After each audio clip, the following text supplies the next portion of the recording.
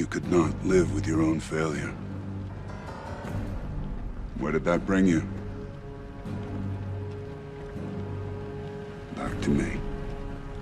I was wrong about Dragonflight. Also, spoilers for Dragonflight.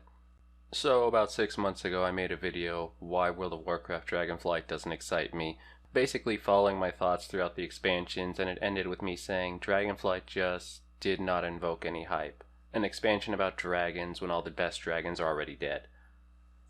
I even said I did not believe anything they could show would get me to come back, based on what this expansion's theming seemed to be at the time. The Old God story was over, and thus any interest I could have was gone too.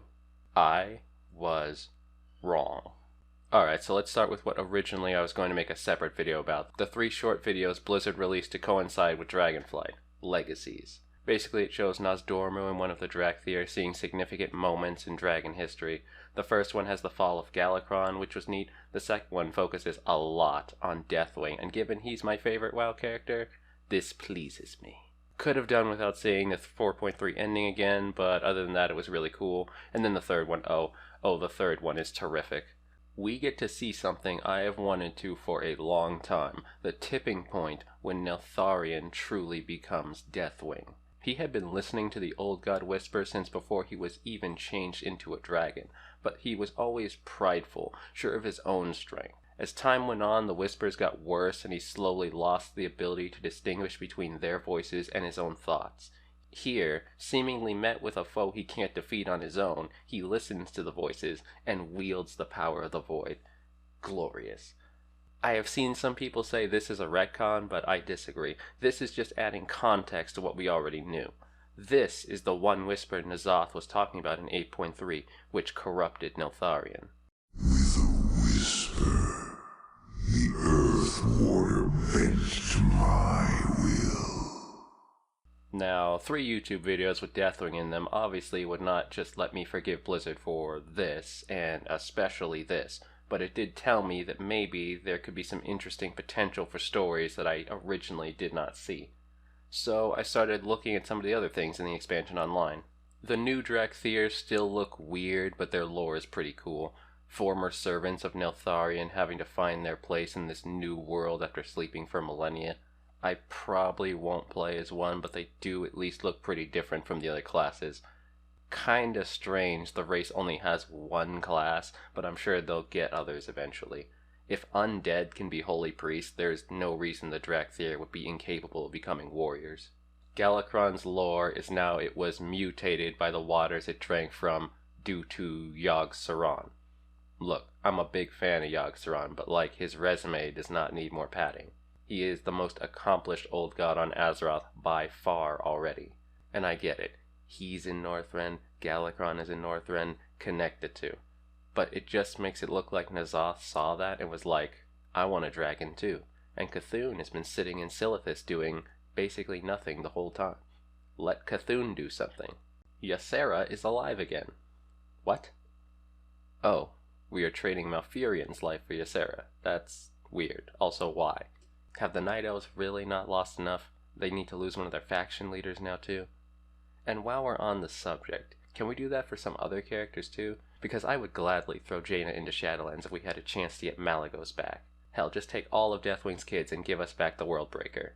On a positive note, this means, bare minimum, as soon as Tirana changes her status from married to widowed, we can get Illidan to come back from his space vacation. After 10 years, we finally get an interaction between Sibelian and Wrathion, and it seems like it'll be exactly what I wanted, them trying to one-up each other and take Neltharion's spot as the aspect of the Black Flight.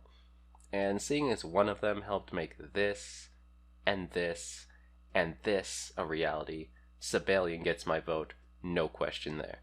These primalist dragons are pretty cool. They're not some jailer, my plan is a secret but oh will you be impressed thing that just appeared. Chronicles mentioned proto-dragons like these existing, and their motivation is understandable, which honestly seems like a nice change of pace in of itself. The designs are pretty cool too, so I'm looking forward to seeing what the rest of the main primalist leaders look like.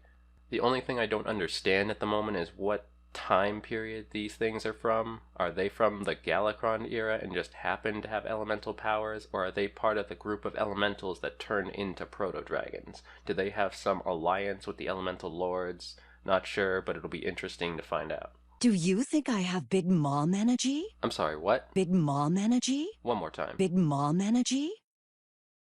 Well played, Blizzard. Jokes aside, this all shows a pretty decent expansion. Admittedly, just barely enough for me not to play again, but enough to watch other people play. But there was one thing, a tiny part of the whole expansion I witnessed, which ultimately has made me change my mind and yes, give Blizzard one more chance. Let me set the scene. Again, spoilers. I noticed KrimsonKB was streaming Dragonflight and thought, hey, that could be fun to watch. See what he thinks about the game and get a better look at some of the content. By the way, go subscribe to his YouTube channel and follow him on Twitch. At some point, he started some kind of time travel quest where you run through different segments of Warcraft history.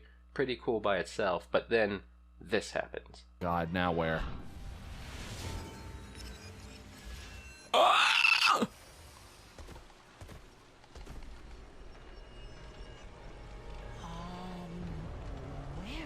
are we?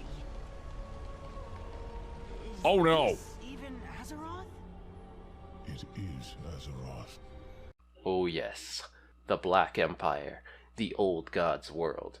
Glorious. Now you could say putting some new models in a reused instance of the Ny'alotha raid is not really a big deal, and that's true. They reuse assets all the time with no real rhyme, reason, or connection. You know what is a big deal though? They recorded some new lines for N'Zoth just for this one quest, and these lines have some pretty major implications. I know you. What you were. What you will yet be. You will follow him to the deep places. The dark waters will flow in his wake.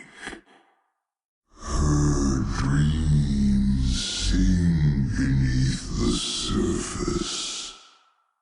Our dreams. Our song.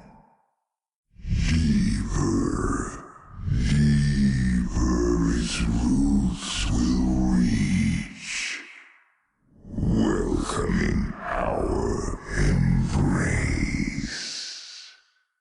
With many eyes, they will see again. They will drink and be uplifted. Now, this is what I want. This is worth coming back for. The potential of the Black Empire is once again at the forefront. I will save all my speculation for another video, but suffice to say, this is enough for me to give Dragonflight a chance. The gameplay is there, the story is there, and now, possibly, hopefully, the old gods will be there too. My hope for this expansion is it will be for the old gods what Battle for Azeroth was not. As Draenor was for Legion, Dragonflight will light the Void's way. The whispers will become screams, the past shall consume the future, and the Black Empire will rise again.